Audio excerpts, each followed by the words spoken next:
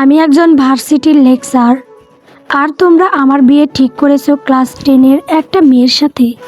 তোমাদের মাথা ঠিক আছে? ইরফানের কথায় তার মা বিরক্ত হয়ে বলল, আমাকে কেন এসব বলছো? তোমার বাবাকে গিয়ে বলো। তাছাড়া মেয়েটার আর 1 মাস পর এসএসসি এক্সাম, এরপর কলেজে উঠে যাবে। চিন্তা করো না। ইরফান রাগে কথা বলতে পারছে না ঠিক করে। 27 বছরের তারগা যুবক সে। বিয়ে করবে না এমন তো বলেনি, কিন্তু তাই বলে একটা বাচ্চাকে বিয়ে ভাবতেই পারছে না। অসম্ভব। ডান হাতের 2 আঙ্গুল দিয়ে কপাল স্লাইড করতে লাগলো। মেজাজি চুলগুলো কপাল ছুঁয়ে নেমে এসেছে কনুই পর্যন্ত, গোটানো হাতা। কনুই থেকে হাতের কবজি পর্যন্ত হাতের রগগুলো ফুলে ফেপে উঠেছে রাগের প্রভাবে।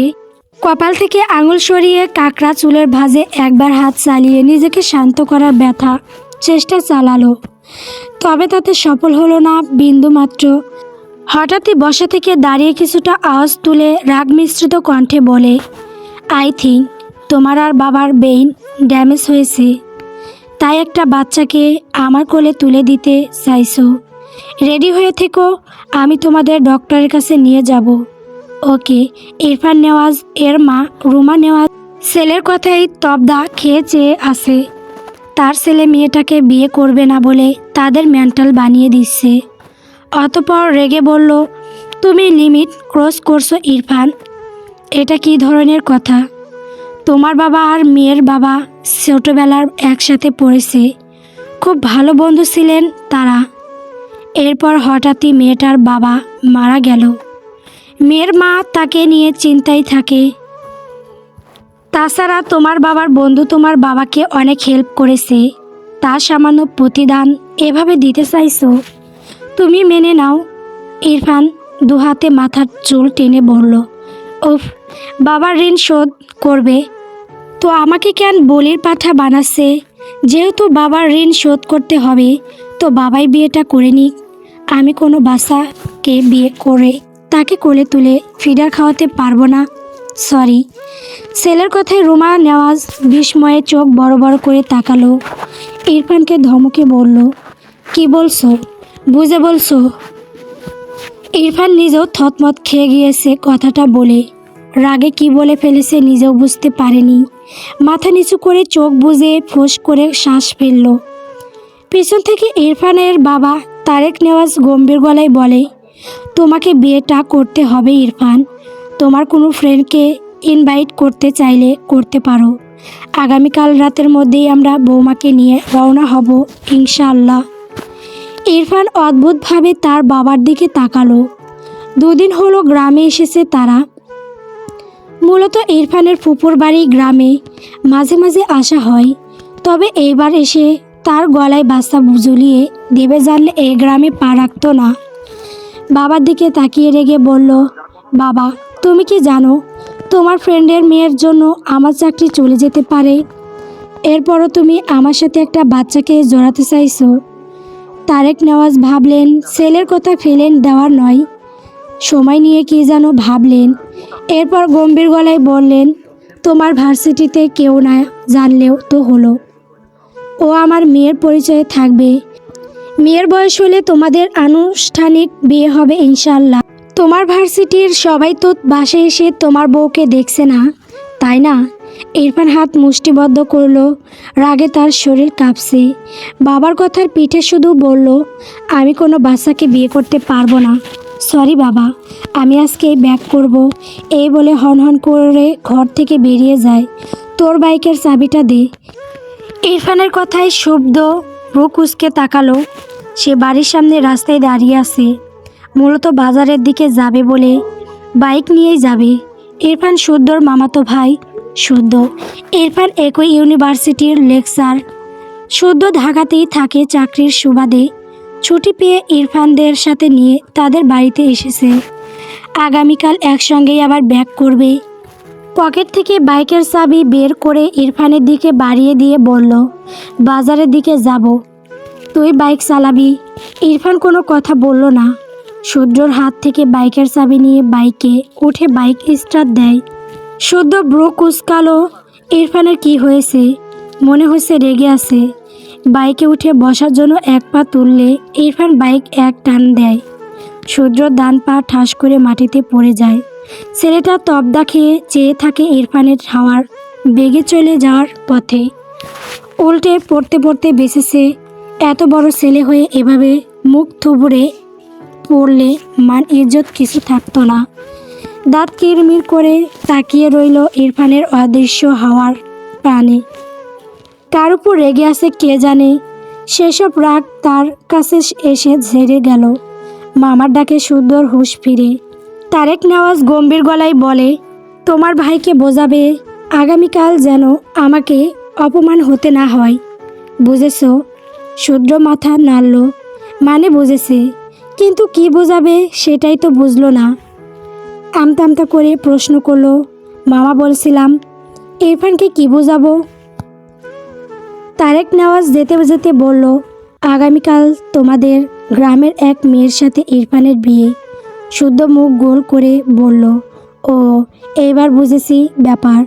বাপ বেটা এই নিয়ে ঝামেলা করছে। বাপ বেটাকে বিয়ে করাবে, কিন্তু বেটার তো বিয়ে করার সাধ্য নেই। বাপ তা বোঝে না। দুজনেই যে এক গোয়ালের গরু, দুজনের রাগ জেদ সমান সমান। বাপ বলেছে বিয়ে দিবে মানে দেবেই, বেটা বলেছে বিয়ে করবে না মানে করবে না। তাহলে জিতবেটা কে? ও একটু থেমে গভীর ভাবনা নিয়ে বলল, মামা আমাকে বোঝাতে বলে গেল, টিক্স তো বলে গেল না। বেটাকে নিজের মতো ঘাড় তেরা বানিয়ে বোঝানোর দায়িত্ব দিচ্ছে আমার ওপর। এসব মানা যায়? আমার মামিটাকে জ্বালিয়ে খায়। ইস কি কষ্ট আমার মামির জীবনে, দুই ঘাট তেরা। টুপ করে এসে কথা থেকে যেন পড়ল। কথাগুলো বিড়বিড়িয়ে বলে নিজেই নিজের মুখ চেপে ধরল। আজ এত বেফাস কথা বের হচ্ছে কেন তার মুখ দিয়ে? বাপ ব্যথাটাকে একসাথে ধরলে সে পালাবে কোথায়? স্কুল থেকে এসএসসির অ্যাডমিট নিয়ে বাড়ি ফেরার পথে হঠাৎ রাস্তার ওপাশে ফুচকা চটপটির দোকান চোখে পড়ল মাইরার। অনেকদিন পর এই বুড়ো দাদুকে দেখল। কোথায় হারিয়েছিল কে জানে, যদিও তার স্কুলে আসা হয় না। ফাইনাল এক্সামের খুব বেশি দেরি নাই। যাক, আজ তো সে আর এই দাদু দুজনেই হাজির তার পছন্দের ফুচকা চটপটি নিয়ে। প্লেট পুড়ে খেয়ে তবেই আজ বাড়ি ফিরবে। যদিও বাড়ি গেলে তার মাতাকে আরও কিছু আপ্যায়ন করে খাওয়াবে, যা খেলে পেট ভরে না, গা ভরে যায়। মায়ের হাতের স্পেশাল খাবার, যার নাম মাছ ছাড়া আর কী বা হবে। এসব ভাবনা আপাতত বাদ রাখলো। ফুচকার দিকে তাকিয়ে জিভেই জল চলে আসলো। কার্টুন এর মতো জিভ বের করে শব্দ করতে ইচ্ছে করলো, কিন্তু এটা তো রাস্তা। এসব বাদ দিয়ে রাস্তার ওপাশে যাওয়ার জন্য দ্রুত কদম ফেলে দৌড় লাগালো। রাস্তার মাঝ বরাবর গেলে হঠাৎ দ্রুতগামী একটি বাইক দ্রুততার সহিত ব্রেক কষল রাস্তার মাঝে সাদা হিজাব পরিহিত এক রমণীকে দেখে। মাইরা বাইকের শব্দ পেয়ে ডান দিক ফিরে তাকালে তার চোখ বড় বড় হয়ে যায়। বাইকের সামনে চাকা মাইরার পায়ের সাথে লাগলে মেয়েটা ধপাস করে ওপর হয়ে পড়ে যায়। পিচ ঢালা রাস্তার ওপর, ঠিক যেমন ছোটোবেলার বাচ্চারা দৌড়াদৌড়ি খেলতে গিয়ে ওপর হয়ে পড়ে। বাইকে বসা ছেলেটি মেয়েটির ওপর বাইক চালিয়ে দেওয়া থেকে রোধ করতে পারলেও মাইরার পায়ের সাথে হালকা বেঁধে যায় বাইকের সামনের চাকা। ডান পায়ের গিরার একটু ওপরে চাকা দ্বারা বাড়ি খেয়ে মাইরা কুকড়ে উঠল। ব্যথায় চোখ মুখ কুঁচকে নিল। পেটে হালকা চাপ পড়ায় মৃদুস্বরে আর্তনাদ করে উঠল। আজ বোধহয় তার উপরে যাওয়ার টিকিট কাটা হয়েই গেছে। মনে মনে আওড়ায়, লা ইলাহা ইল্লাল্লাহ। একটু পর নিজের দিকে খেয়াল করে দেখল না, সে বেঁচে আছে। মনে মনে আলহামদুলিল্লাহ পড়ল। রাস্তা পিচ এর হওয়ার বেশ ভালোই ব্যথা পেয়েছে। দুই হাঁটুতে বোধহয় ছিলে গেছে। যেখানটায় চাকা লেগেছে সেখানে বোধহয় কেটে গিয়েছে। ব্যথায় আঁখি পল্লব পানিতে ভরে উঠেছে, যেন টোকা দিলেই টপাটপ পানি ঝরবে। মাইরা ধীরে ধীরে ওঠার চেষ্টা করলো। দুই হাতের তালু জ্বলছে। ইরফান বাইক থেকে নেমে দ্রুত পায়ে মাইরার নিকট এসে দাঁড়ালো। অতঃপর গম্ভীর কণ্ঠে বলল, হেই, আর ইউ ওকে? ততক্ষণে মাইরা বেশ কষ্ট করে উঠে সোজা হয়ে বসেছে। দাঁড়াতে পারবে কিনা তা নিয়ে দ্বিধায় ভুগছে। ইরফানের কথার কোনো উত্তর করলো না। এই বেয়াদব লোকটার জন্যই তার এই অবস্থা। ধীরে ধীরে ওঠার চেষ্টা করছে মাইরা। অর্ধেক দাঁড়িয়েও পায়ের সাথে বড় হিজাব বেঁধে আবারও ঠাস করে পড়ে যায়। মায়রার মুখে অসহায়ত্ব ফুটে উঠেছে। কোমরে কত ব্যথা পেল। ইরফানের চোখে মুখে বিরক্তির ছাপ স্পষ্ট। রাগ এবং অহমিকা সত্ত্বেও সে মেয়েটিকে জেসে প্রশ্ন করল, কিন্তু মেয়েটি কোনো উত্তর দিল না। ইরফানের মনের মধ্যে এক অদম্য ক্ষোভ জেগে উঠল। যেন মুহূর্তের সে মেয়েটির মুখে একটি থাপ্পড় দিতে পারলে শান্তি পেত।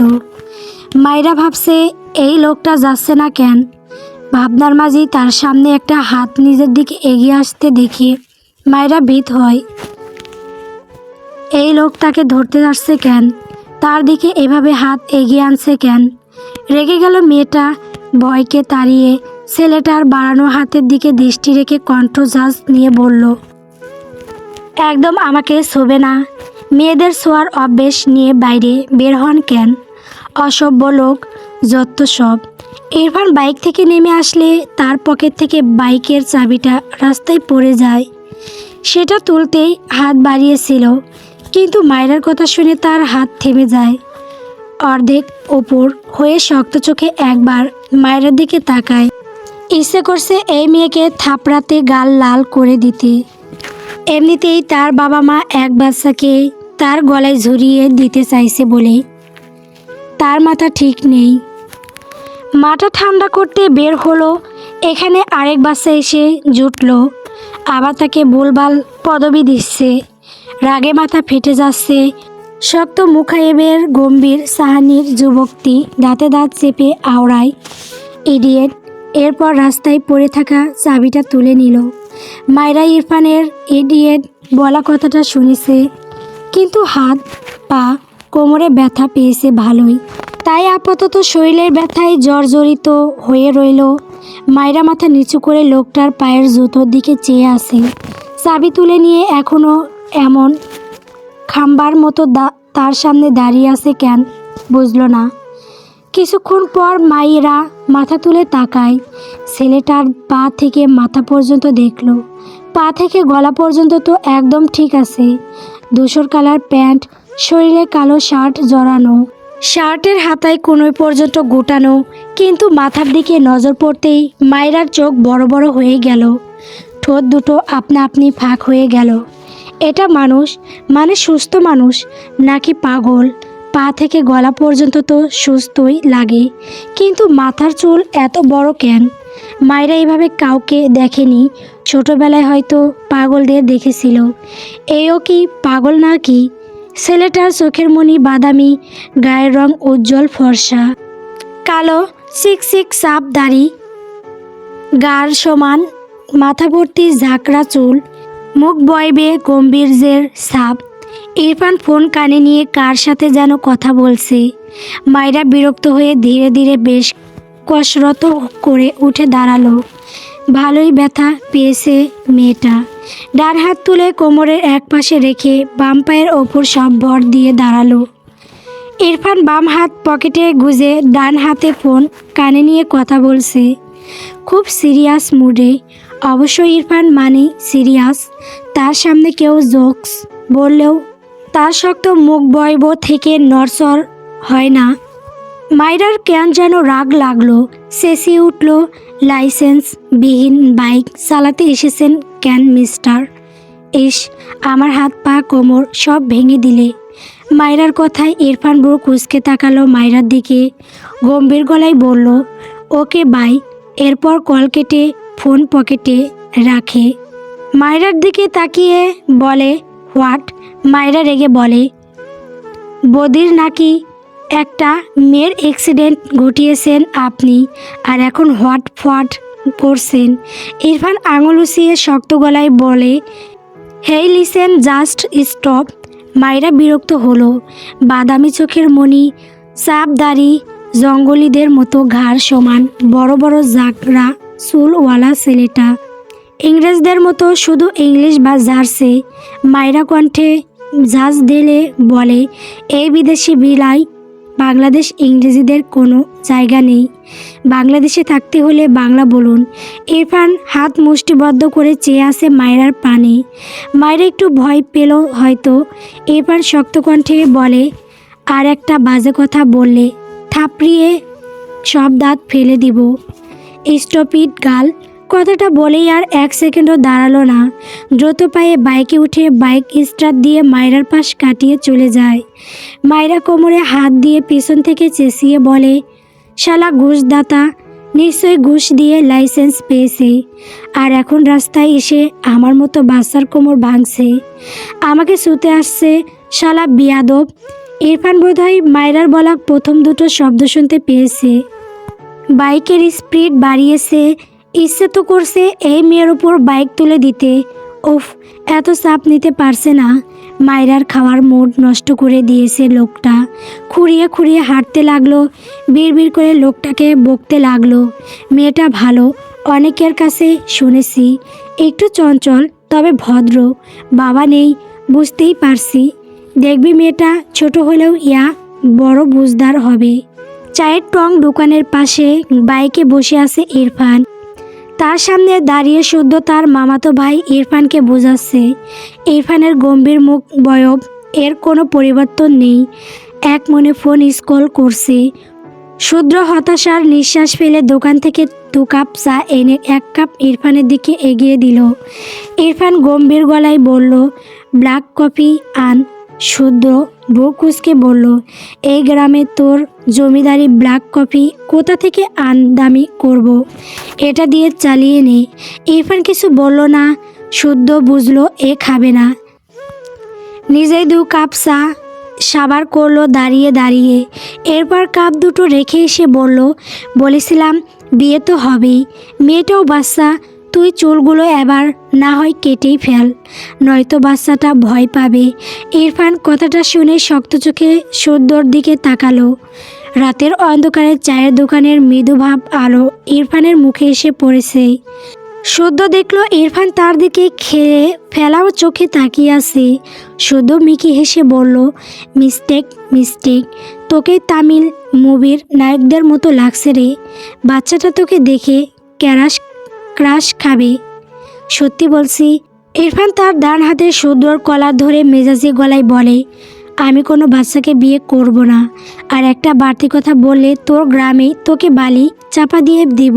শুদ্ধ ইনোসেন্ট ফেস বানিয়ে বলে, ওকে ওকে, আমার কলার স্যার, তোকে বিয়ে করতে হবে না। ইরফান শুদ্ধর কলার থেকে হাত সরিয়ে বাইকের দুপাশে পা দিয়ে বসে টান দিয়ে চলে গেল। শুদ্ধ বিরক্ত হলো, এ আবার কই যায়। ইরফান কবুল বলে উঠে দাঁড়ালো। অতিরিক্ত রাগে তার পুরো শরীর থেকে যেন ধোঁয়া বের হচ্ছে। সে গাড়ি নিয়ে প্রায় অর্ধেক রাস্তা চলে গিয়েছিল। তার মা নাকি অসুস্থ হয়ে গিয়েছে। এসে দেখেছে সত্যিই অসুস্থ হয়ে গিয়েছে, প্রেশার ফল করেছিল। কিন্তু এভাবে তাকে বিয়ে করানোর জন্য তার বাবা মা এমন উঠে পড়ে লেগেছে কেন বুঝলো না। বিয়ে করিয়েই ছাড়লো। এইখানে বেশিক্ষণ থাকলে একটা অঘটন ঘটবে। কোনো দিকে তাকালো না, হন হন করে বাড়ি থেকে বেরিয়ে গেল।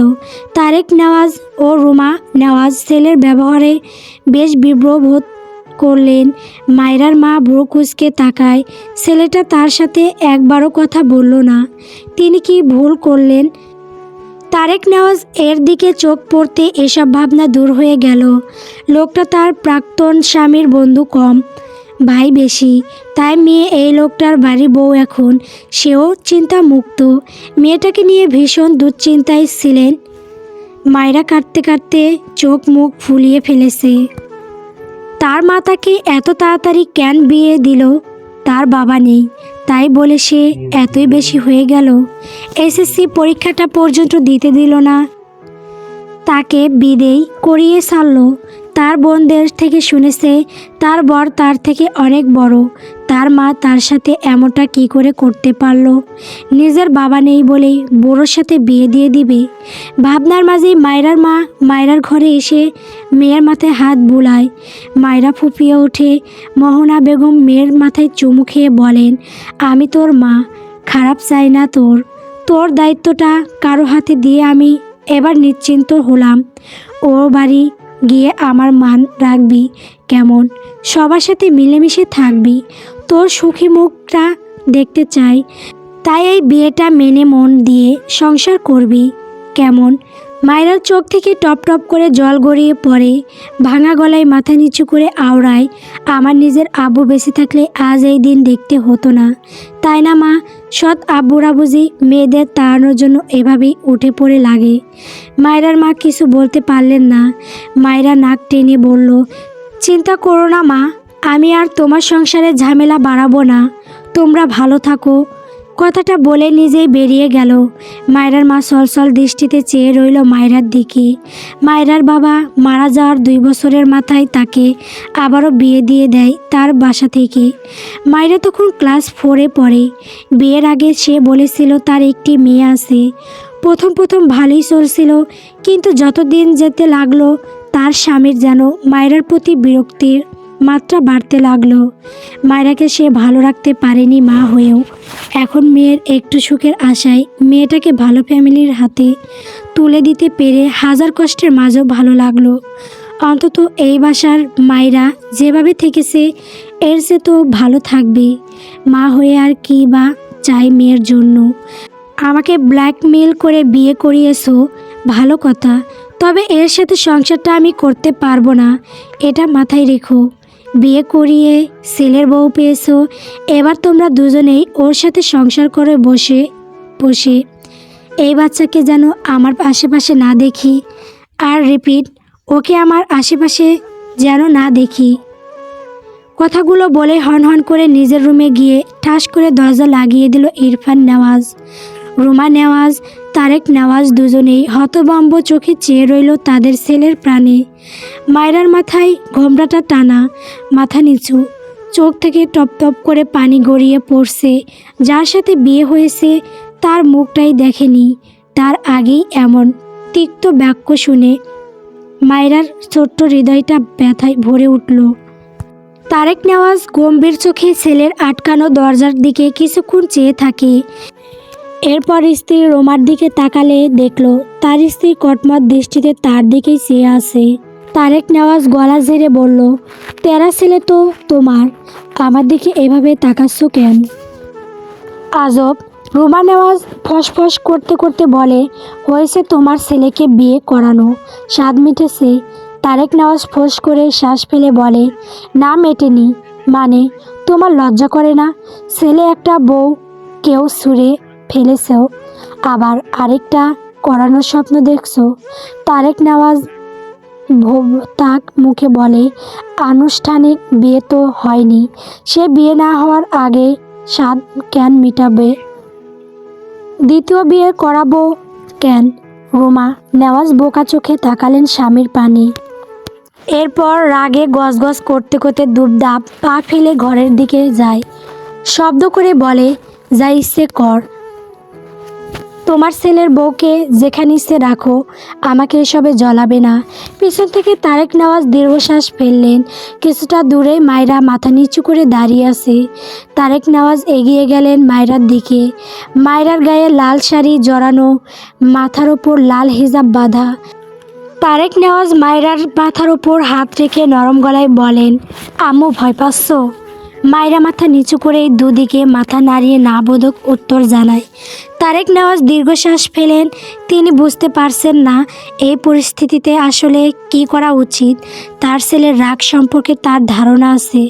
তার আরেকটা ভোলাবালা ছেলে থাকলে ইরফানের দিকে আর নজর দিতেন না, কিন্তু ছেলে যে একটাই। তার বন্ধুর এই মেয়েকে ছেলের বউ করা বহুদিনের স্বপ্ন। বন্ধু বেশি নেই বলে সব ভুলে যেতে পারেন কিভাবে? মায়রার মাথায় হাত বুলিয়ে বলে, এইসব কিছু ভুলে যাও, এখন থেকে তুমি আমার মেয়ে। আমার মেয়ে আমার বাসায় থাকবে, আর কোনো দিকে মন দিবে না, শুধু পড়াশোনায় মন দিবে, বুঝেছো? মায়েরা অবাক হয়। বাড়ির অন্য মানুষদের ব্যবহার যতটা করুন, এই লোকটার ব্যবহার তার চেয়ে 1000 গুণ ভালো। তারেক নেওয়াজ মায়রার হাতে ধরে একটি ঘরের দিকে নিয়ে যেতে লাগলেন। মায়রা নীরবে তার শ্বশুরের পিছু পিছু যায়। মায়রা তারেক নেওয়াজকে চেনে, এনে তাদের বাড়িতে বেশ কয়েকবার গিয়েছিল। তার ভালো মন্দ জিজ্ঞেসও করত। সবচেয়ে বড় কথা এই যে তার বাবার বন্ধু ছিল এটা সে জানতো, কিন্তু তার পরিবারের কাউকে কখনো দেখা হয়নি। বিয়ে হওয়ার সুবাদে সবাইকে দেখা হলো, সাথে সবার আচরণও দেখা হলো। ডান হাতে চোখ মুছে নিল। তার আব্বু মারা যাওয়ার পর থেকে তার জীবনটা এমনই হয়ে গিয়েছে। তবু গ্রামে হেসে খেলে দিন কেটেছে, কিন্তু এখানে কি করে থাকবে? এনায়া তার খালাতো বোনের বাড়ি বেড়াতে এসেছে। গ্রামে তার ভালো লাগে বেশ, কিন্তু তার খালাতো বোন সহ তার বান্ধবীরা সবাই মিলে একটু ট্যুর দিবে ঠিক করে। সে কি এই সুযোগ হাতছাড়া করে ফটাফট চলে এসেছে খালার বাড়ি। বাবা মা ভাইয়া কেউ রাজি না, তাকে একা যেতে দিবে না কিছুতেই। এরপর সে জিদ দেখিয়ে বলেছে ট্যুরে যাবে না, তবে খালার বাড়ি যাবে। এক প্রকার কাউকে না বলেই ঘরে এসেছে। এবার কেউ না জানলেও হলো, তার খালা বলবে না। তার খালা তার বান্ধবী বলা যায়। সারাদিন জার্নি করে শরীর জুড়ে ক্লান্তির সরাসরি। এর মাঝেই একটু আগে তার বাবা ফোন দিয়ে জানায় তার ভাইয়ের নাকি বিয়ে হয়ে গিয়েছে। কথাটা শুনে সে হজম করতে পারছে না। ওপাশ থেকে তারেক নেওয়াজ হ্যালো হ্যালো করছে, এপাশে ইনায়ার খবর নেই। ইনায়া খালাতো বোন জাহারা ঘরে এসে ইনায়াকে এভাবে তবদা খেয়ে বসে থাকতে দেখে অবাক হয়। এগিয়ে এসে ইনায়াকে ঝাঁকি দিয়ে বলে, এই কি হয়েছে তোর? খালু ওপাশ থেকে হ্যালো হ্যালো করছে, তুই জবাব দিচ্ছিস না কেন? এনায়া ব্রুম থেকে বেরিয়ে ঝাঁকি দিয়ে উঠল। ফোন লাউডে থাকায় জাহারা শুনতে পেয়েছে ইনায়ার বাবার গলা। ইনায়া কোনো রকমে বাবাকে বলল, বুঝেছি বাবা, কালকেই আসছি খালামুনিদের সবাইকে নিয়ে, এখন রাখছি, বাই বাই বলেই কল কেটে দেয়। জাহানারা ব্রুকুসকে চেয়ে আসে ইনায়ার দিকে। ইনায়া হাতে ফোন রেখে খুশিতে ঝাপটে ধরে জাহারাকে। এরপর জাহারার দুহাত ধরে ঘুরতে থাকে, হাসতে হাসতে বলে, আপু আপু, অনেক বড় অসাধ্য সাধন হয়েছে। আমার বিশ্বাসই হচ্ছে না। জাহানারা বিরক্ত হয়ে বলল, তুই কি আমাকে বলবি হয়েছেটা কি? তোর কি বিয়ে ঠিক হয়েছে? ইনিয়া তার ঘোড়ানি থামিয়ে প্রফুল্ল কণ্ঠে বলল, আপু আপু, বিয়ে আমার ঠিক হয়নি, তবে একজনের বিয়ে অলরেডি হয়ে গেছে। মানে কার? ইনিয়া হেসে বলতে থাকে, ইরফান ভাইয়ার বিয়ে হয়ে গিয়েছে। তুমি ভাবতে পারছো ইরফান ভাইয়া বউ হয়ে গিয়েছে? কাউকে না জানিয়ে এভাবে বিয়ে দেওয়া কারণ জিজ্ঞেস করবে না তোমরা, জানি কারণ সবাই ভাইয়াকে জানো। সবাইকে না জানানোর চেয়ে আশ্চর্যজনক ব্যাপার হচ্ছে ইরফান ভাইয়া না কি বিয়ে হয়েছে। ওহ, কিভাবে সম্ভব? আই এম সো এক্সাইটেড ভাবিকে দেখার জন্য। জাহারা স্তব্ধ চোখে ইনার দিকে তাকিয়ে আছে। ইরফান ভাই বিয়ে করেছে, তার কাছে অবিশ্বাস্য লাগলো। এনায়া তার ফোন নিয়ে ইরফানকে সরাসরি ভিডিও কল দেয়। সে এক নজর তার ভাবিকে দেখতে চায়। তার তেরা নাম্বার 1 ভাইকে বিয়ে করেছে মানে সেই মেয়ে কতটা স্ট্রং হবে সেটাই এনার ভাবনায়। এনায়া ফোন দিলে প্রথমবার রিসিভ হয় না, মেয়েটার মন খারাপ হয়, ফোন রেখে দেয়। মন খারাপ করে জাহারার দিকে তাকিয়ে বলে, আজ ওদের বিয়ের প্রথম রাত, আমার হয়তো কল করা উচিত হয়নি, তাই না আপু? আসলে এক্সাইটমেন্টে কল দিয়েছি। তখন ইনায়ার ফোন বেজে ওঠে। ইনায়া দ্রুত ভাইয়ের কল রিসিভ করে কিছু বলার আগে ইরফান গম্ভীর গলায় বলে, তোর কেমন হলো? ইনায়ার হাসি হাসি মুখটা মুহূর্তেই চুপসে যায়। ঢোক গিলে তার ভাই কিভাবে জানলো সে ট্যুরে গিয়েছিল? সে তো কাউকে বলেনি। ইরফান টেবিলের ওপর ল্যাপটপ রেখে সোফায় বসে ভার্সিটির কাগজপত্র গুছিয়ে রাখছিল। ইনায়ার নীরবতায় কাজ করতে করতে গম্ভীর গলায় বলে, বাসা থেকে বের হওয়া এটাই লাস্ট ছিল তোর? আর তোর পাশে গর্দভ আমার হাতে বিয়ে হিসাব থাপ্পড় খাবে। ওকে রেডি থাকতে বলিস। জাহারার কোনো ভাবান্তর নেই। ইনায়া বারবার ঢোক গিলছে। কোন দুঃখে যে কল করতে গেল, এখন নিজেই বাস খাচ্ছে। প্রসঙ্গ পাল্টাতে মিকি হেসে বলল, ভাইয়া কংগ্রাচুলেশনস। এনায়ার কাজে ডুবে থেকে ব্রুকুসকে বলল, হোয়াই? এনায়া অবাক হলো। বিয়ে করেছে সে কংগ্রেস করছে, অথচ তার ভাই বলছে কেন সে কংগ্রেস করছে। তার মাঝে আবার এসব কাজ বাজ করছে। নতুন বউ রেখে এসব কি করছে তার ভাই? ভাবনা রেখে বলল, ভাবিকে দেখতে চাই। ক্যামেরাটা একটু ঘোরাবে ভাইয়া। ইরফানের হাত থেমে যায়। বউ কুচকে ল্যাপটপের দিকে তাকিয়ে বলে, কার ভাবি? এনায়া বিরক্ত হয়ে বলে, আমার ভাবি, তোমার বউ। কথাটা শোনার সাথে সাথে ইরফান রেগে ল্যাপটপ ঠাস করে বন্ধ করে দেয়। ওপাশে ইনায়া তবদা খেয়ে যায়। কি হলো? জাহারার দিকে খেয়াল করলে দেখলো সে উল্টো ঘুরে শুয়ে পড়েছে। ইনায়া এগিয়ে গিয়ে বলল, জাহারা আপু, ভাইয়া তো রেগে গেল। জাহারা কোনো কথা বলল না।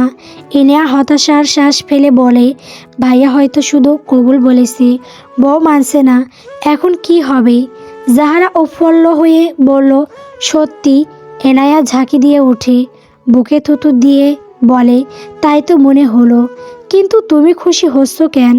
জাহারা থতমত খেয়ে মন খারাপ করে বলল, এমনি। তুই ঘুমা। গত 2 ঘন্টা যাবৎ ইরফান বেলকনিতে পায়চারি করছে। তার মাথায় আগুন জ্বলছে। কাজে ব্যস্ত হয়ে ভুলেই গিয়েছিল তার গলায় বাচ্চা জুড়েছে।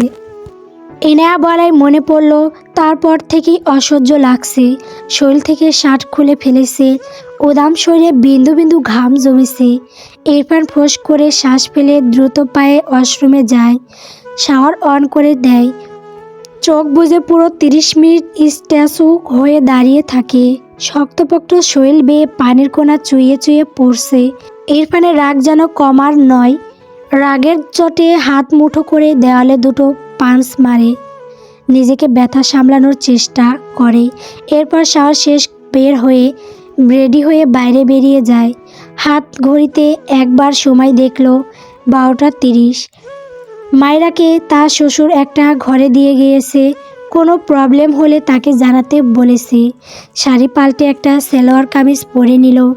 এরপর নামাজ পড়ে নিল।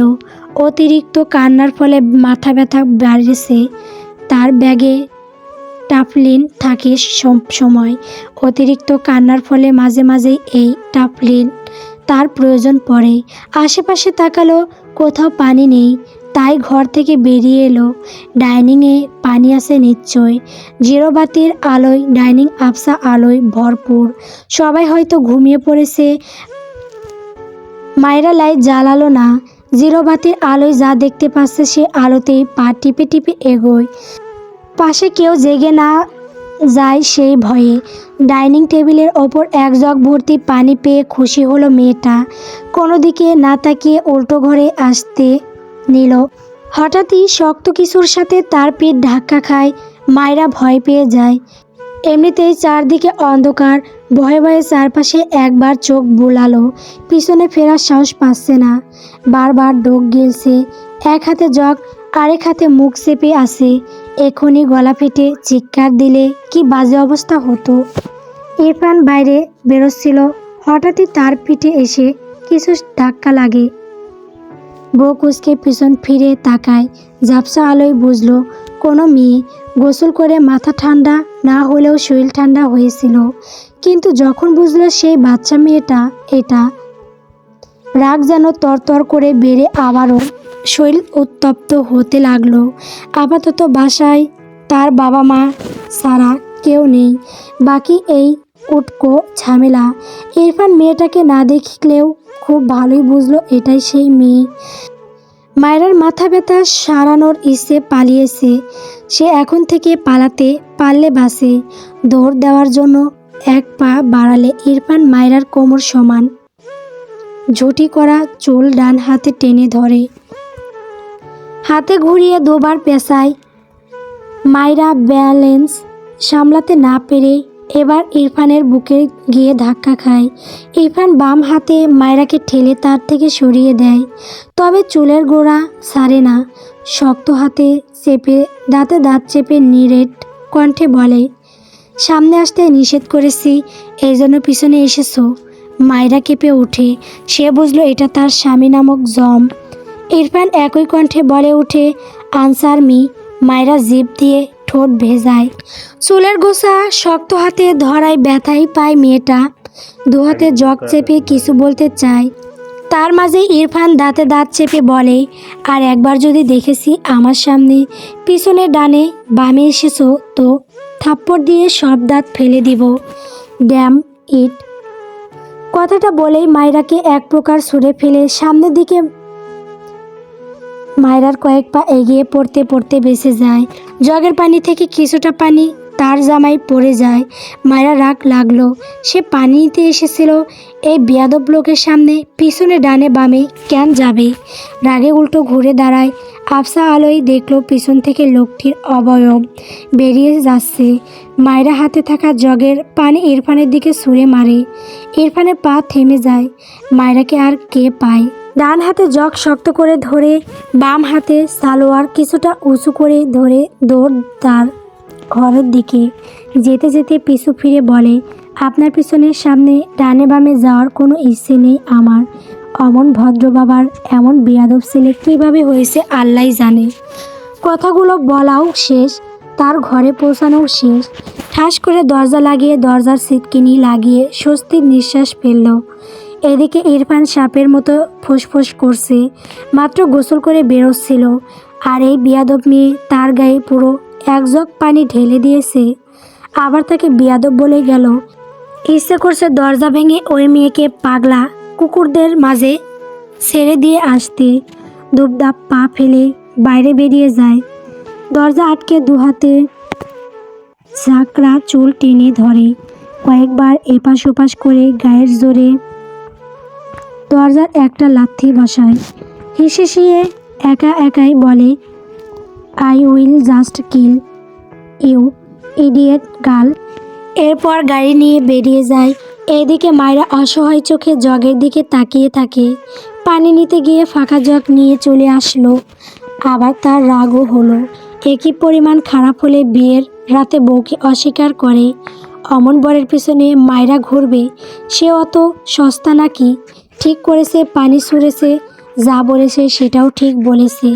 সে অত সাদাসিধে নয়, কিন্তু সে যা করলো আর বলল আগামীকাল তার কি হবে তা ভেবেই একটা ডোক গিলল। আবার ভাবলো কিছুই হবে না, এই লোকের বাবা খুব ভালো। এটা ভেবে একটু সাহস উদয় হলো তার মনে। মাথা ব্যথা বাড়তে লাগলো। পানি ছাড়া কীভাবে ওষুধ খাবে? বিরক্তির নিঃশ্বাস ফেলে গিয়ে শুয়ে পড়ল। এই মাথা ব্যথার আজ আর ঘুম হবে না। উফ! অনবরত বেল বাজানোর শব্দে সদ্য বারবার এপাশ ওপাশ করছে। ঘুমের মাঝেই বিড়বিড় করলো, কোনো মাতাল রে, মাঝে রাতে আমার বাড়ি এসে মাতলামি করছিস? বেটা বিয়াদব, যা ভাগ। বিড়বিড় করতে করতে আবারও ঘুমিয়ে যায়। না, থামাথামির নাম নেই। শুদ্ধ বিরক্তিতে চোখ মুখ কুঁচকে পিটপিট করে চোখ খুলে তাকায়। পাশ থেকে ফোন নিয়ে সময় দেখলো 1:20। শুদ্র অলসতার জেরে উঠে দাঁড়ালো। ঘুম ঘুম ভাব নিয়ে দরজা খুলে সামনে তাকিয়ে ইরফানকে দেখে ঘুম উবে গেল। বউকে রেখে তার কাছে এসেছে কেন? নাকি সে তার ভাইকে একটু বেশি মিস করছে বলে মাতালকে ইরফান রূপে দেখছে? নিজের ভাবনায় নিজেই বিরক্ত হলো। একে মিস করবে কোন দুঃখে? এর ঝাড়ি আবার কোন বলদ মিস করবে? দুহাতে চোখ কুচলে বলে, কে তুমি বৎস? ইরফান বিরক্ত হয়ে শুদ্রর পাশ কেটে ভেতরে গেল। শুদ্র দরজা আটকে পিছু পিছু আস্তে আস্তে বলল, কী রে, উত্তর দে। এত রাতে এখানে কি? বউ বের করে দিয়েছে? সি সি সি সি, একটা বাচ্চা তোকে বের করে দিল? বিয়ে করতে না করতে এই হাল? ইরফান রেগে শুদ্রর কলার ধরতে নিলে শুদ্র মিকি হেসে বলে, শৈলে কিছু নেই, কলার কই পাবি? তোর প্রবলেম হলে আমি শার্ট পরছি। ইরফান শুদ্রর মাথার চুল মুঠি করে ধরে দাঁতে দাঁত চেপে বলে, আর একটা বাজে কথা বলবি না। স্টপ। শুদ্র কাঁদো কাঁদো মুখ করে বলল, ঠিক আছে ঠিক আছে। আমার সব এমন টানাটানি করার কোনো মানে হয়? শার্ট চুল কবে না জানি বইয়ের সম্পদ ধরেও টান দিয়ে দিস। সর সর। ইরফান ফোঁস করে শ্বাস ফেলল। এই বেয়াদব ভাঙা রেডিওকে কিছু বললেও লাভ নেই। শুদ্র ভুকুসকে বলে, কেউ কি মরেছে? 40 আর দাওয়াত দিতে এসেছিস? আমি নিজেই চলে যেতাম। এত কষ্ট করে আসলি কেন? ইরফান শক্ত চোখে তাকায় শুদ্রর দিকে। শুদ্র মিকি হেসে বলে, জানি জানি এসব আমার ধর্মের ঠিক নয়, এভাবে তাকাচ্ছিস কেন? একটু মজাও করতে দেয় না? কি দিনকাল আসলো। ইরফান তার শরীর থেকে হালকা ভেজা শার্ট খুলে ছুঁড়ে ফেলে শুদ্রর বিছানার উপর হয়ে শুয়ে পড়ল। শুদ্র বুক কুঁচকে বলল, আরে এটা আমার বিছানা, তুই তোর বাড়ি যা, কাল ভার্সিটি আছে, একটু ঘুমাতে দে। ইরফান চোখ বুজে বলল, ডোন্ট ডিস্টার্ব মি। শুদ্র হাঁ করে তাকালো। তার বাড়িতে এসে তার ঘুম ভাঙিয়ে তার বিছানা দখল করে বলছে, ডোন্ট ডিস্টার্ব মি। ওয়াহ, নাইস জোকস। দাঁত কিরমির করে ইরফানের গায়ের ওপর দপ করে শুয়ে পড়লে ইরফান এক লাথি দিয়ে শুদ্রকে ফেলে দেয়। শুদ্র ঠাস করে মেঝেতে পড়ে চোখ মুখ কুঁচকে নেয়। ইরফান চোখ বুজে যেন কিছুই হয়নি। শুদ্র কাঁদো কাঁদো মুখ করে বলল, মীর জাফর ও এর চেয়ে ভালো ছিল। শালা সন্ন্যাসী বউকে মানবি না ভালো কথা নয়, কিন্তু এখানে এসে আমার ঘুম কাড়ছিস কেন? এটা তো আর ভালো কথা নয়। তোর বউকে আমায় দিয়ে দে তো, তুই তোর বাড়ি বিদায় হ, যা। ইরফান পাশ থেকে একটা বালিশ নিয়ে শুদ্রর দিকে ছুঁড়ে বলল, রেডিও অফ করে ঘুমা। শুদ্র দাঁত কিরমির করলো। বালিশ নিয়ে ঠাস করে মেঝেতেই শুয়ে পড়ল। যার এমন বন্ধুরূপী ভাই আছে তার জীবনে এর চেয়ে বেশি সুখ নেই। কিছুক্ষণ পর ইরফান শোয়া থেকে উঠে ওয়াশরুমে যায়। চোখে মুখে পানি দিয়ে এসে শুদ্রর পেটে পা দিয়ে খোঁচায়। শুদ্র রেগে বলে, আবার কি রে ভাই, ঘুমোতে দে। সবাই তোর মতো রবট নাকি? সারা রাত জেগে কাল ক্লাস নিতে পারবো না, ঘুমাতে দে। ইরফান গম্ভীর গলায় বলল, ওপরে যা, ঠান্ডা লাগবে। শুদ্র বালিশ নিয়ে উঠে দাঁড়ালো। পরনের ট্রাউজার উপর দিকে টেনে তুলে মুখ বাঁকিয়ে বলল, ঢং দেখ, আগলা পিরিত। ইরফান কিছু বলল না। শুদ্রর পাশে গিয়ে শুয়ে পড়ল। শুদ্র ইরফানকে জাপটে ধরে ইরফান রেগে বলে, আরেকটা লাথি খেতে না চাইলে ধরে যা। শুদ্র অসহায় মুখ করে আরও ঝাপটে ধরল। কোলবালিশ পেলে কি সারে। ইরফান ফোঁস করে শ্বাস ফেলে চোখ বুজল। বেশ অনেকক্ষণ সময় পেরিয়ে গেলেও ইরফানের চোখে ঘুম ধরা দেয় না। এভাবে কেউ ঝাপটে ধরলে ঘুমানো যায়? একটু পরপর শুদ্রকে খোঁচাতে লাগলো পা দিয়ে। শুদ্র ঘুমের মাঝেই বিরক্ত হয়ে ইরফানকে আরও ঝাপটে ধরে। ইরফান রেগে বিছানা থেকে নেমে দাঁড়ায়। সে জানে এই বেয়াদবটা তাকে ঘুমোতে দিবে না। আজ আর তার ঘুম হবে না। বিরক্তির শ্বাস ফেলে বেলকনিতে যায়। বসন্তকালের শুরু। প্রকৃতি জুড়ে মিটি মিটি ঠান্ডা বাতাস। মাঝরাতের দমকা হাওয়ায় ইরফানের উদাম শরীর ছুঁয়ে দেয়। ইরফান গম্ভীর মুখ বয়ে এক মনে চেয়ে থাকে।